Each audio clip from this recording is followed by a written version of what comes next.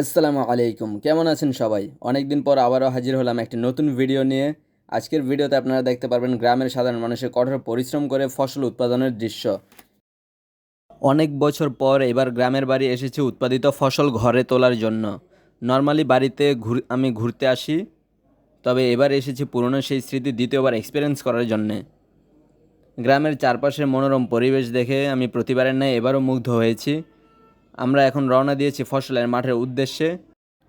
সেখানে ধান কেটে আটি বেঁধে রাখা হয়েছে। এখন সেই আটিগুলো থেকে মেশিনের সাহায্যে ধান আলাদা করা হবে। দেখতেই পারছেন চারপাশে অসংখ্য ধানের জমি এখনও পুরোপুরি পাকেনি, তাই কাটা হয়নি। আলহামদুলিল্লাহ আমাদের জমির ধান পেকে গেছে। অ্যাকচুয়ালি ধান উৎপাদনের প্রসেসটা অনেক বড়। এক্ষেত্রে যেমন টাকা খরচ হয়, তেমনি কঠোর পরিশ্রমও করতে হয়। শহরাঞ্চলে বসবাসের ফলে আমরা এর বাস্তবতা বুঝতে পারি না। ৬০ থেকে ৭০ টাকা কেজি চাল কিনে মনে করি অনেক দাম হয়ে গেল, অথচ এতে কৃষকের কোনো লাভই হয় না। আমি মনে করি অন্যান্য পণ্যের দাম কমিয়ে চালের মূল্য বৃদ্ধি করা প্রয়োজন, কারণ বর্তমানে অনেকেই জমি চাষ করা বন্ধ করে দিচ্ছেন। কারণ যে টাকা ব্যয় করে ফসল উৎপাদন করা হয়, সে টাকা দিয়ে যদি চাল কিনে খাওয়া হয়, তাহলে সারা বছর বসে খাওয়া যায় আর পরিশ্রমও করতে হয় না। সবাই যদি ফসল উৎপাদন বন্ধ করে দেয়, তাহলে চাল আমদানির পরিমাণ বেড়ে যাবে আর তখন চালের মূল্য বৃদ্ধি পাবে। তাই সময় থাকতে এই বিষয়ে ব্যবস্থা গ্রহণ করা প্রয়োজন। হাঁটতে হাঁটতে চলে এসেছি আমাদের গন্তব্যস্থলে। এখন শুরু হবে আমাদের জমি থেকে ধান ঘরে তোলার কাজ। তো দেখা যাচ্ছে পিছনে আমার মামা ধান মাড়াই করে দিচ্ছে, ওনাদের মেশিন আমরা ভাড়া নিয়েছি। মাড়াই শেষে আমরা ধানগুলো বস্তায় করে বাসায় নিয়ে যাব। সো সম্পূর্ণ ভিডিও দেখে আমাদের সাথেই থাকুন, ইনশাল্লাহ আশা করি ভালো লাগবে, অনেক কিছুই জানতে পারবেন। ও আল্লাহ, আমি শেষ। কোমরটা ভাঙ্গিয়া গেল, জোয়ান বয়সে কোমর ভাঙ্গিয়া গেল।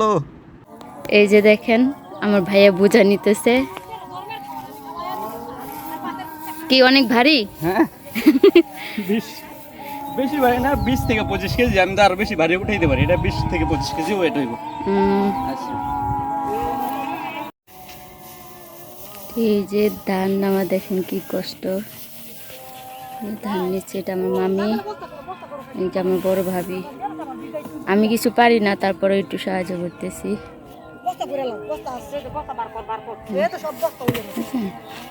কত কিছু করতে হয়, বস্তায় ভরতে হয়। দেখেন বস্তায় ভরতেছে।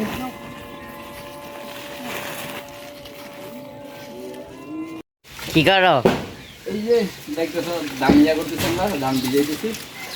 আর এই দেখো আমাদের ধান থেকে চিটা কত, মানে এগুলো ফেলে দিতে হবে আমাদের।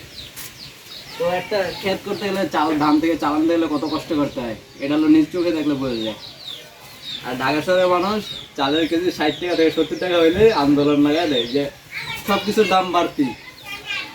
আর আমার তো মনে হয় এত কষ্ট দেখা যে চালের দাম 100 টাকা কেজি করে দিলেও ঠিক ছিল, তাও কম হয়ে যাবো আমার যেমন হয়। এই যে দাম থেকে এগুলো সব ফেলে দিতে এগুলো। আর তার মধ্যে তো মনে করো যেটার পিছিয়ে সার আছে, মজুরি আছে, তারপর আর কি কাড়াইতে রোদ দিতে, সিদ্ধ দিতে, অনেক কাজ, অনেক খাটনি।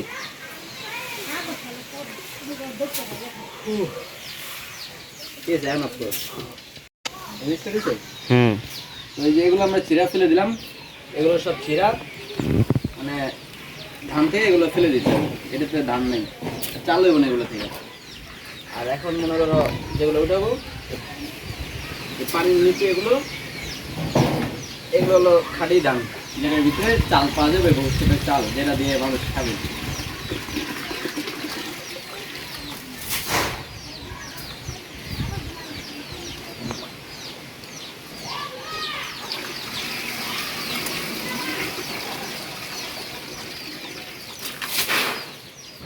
কাম করতে তো কোমর ব্যথা হয়ে যেত, মনে হয় ডাক্তার দেখাইতে হবে কোমর ব্যথার জন্য। আল্লাহ,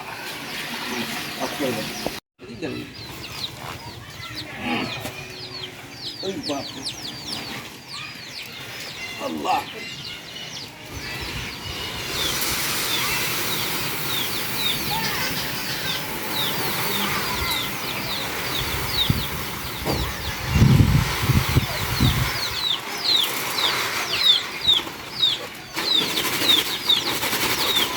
আরেকটা দাও দেবো।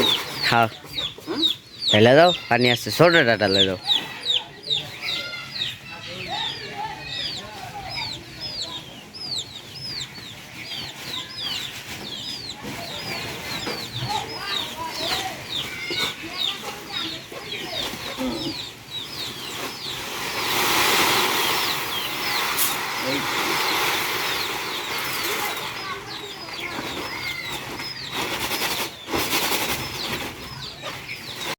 তো আমরা আজকে বিকাল থেকে আমরা ধান সিদ্ধ শুরু করছি।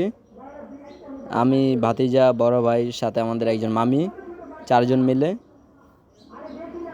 এই ধান সিদ্ধ করব। সবগুলো যেগুলো ধুয়ে রাখছিলাম বিকালবেলা, সিদ্ধ দিতে দিতে আমাদের এখন রাত হয়ে গেছে।